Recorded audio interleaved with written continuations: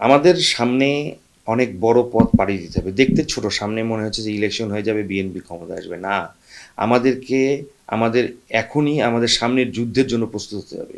দেশের মানুষ এখন অনেক বুদ্ধিমান, অনেক স্বয়ংসম্পূর্ণ, তাদের সমৃদ্ধ জ্ঞানের ভাণ্ডার বাংলাদেশের মানুষ। বাংলাদেশের মানুষকে ছোট করে দেখার কোনো অবকাশ নাই।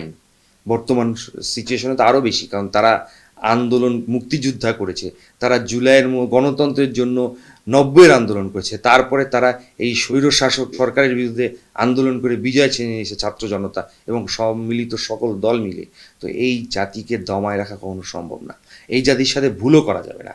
এই জাতিকে যদি আমরা এখন একটা এই মতো প্ল্যাটফর্মে নিয়ে যেতে না পারি, তাহলে সে যে কোনো দলই এখানে বিধ্বস্ত হবে। বিএনপির স্ট্র্যাটেজি আমরা সামনের দিনগুলোতে চাবো যে কমিটমেন্ট আমরা এই জনগণের সাথে করব, সেই কমিটমেন্ট খুব সুন্দরভাবে ফলপ্রসূ করা এবং সামনের দিনগুলোতে বিএনপি যাতে জনগণের দল হতে পারে সেই দিকে খেয়াল রাখা। আমাদের বাংলাদেশ জাতীয়তাবাদী দল বিএনপির প্রতিষ্ঠাতা শহীদ প্রেসিডেন্ট জিয়াউর রহমান একজন অসাধারণ মানুষ ছিলেন, যার চিন্তাধারা এবং যার কারিশমায় আজকে বাংলাদেশ উন্নয়নের পথ ধরতে পেরেছিল এবং বাংলাদেশ ওই সময় খাদ্য স্বয়ংসম্পূর্ণ পর্যন্ত অর্জন করেছিল এবং তার খুব দূরদর্শী চিন্তাধারা ছিল।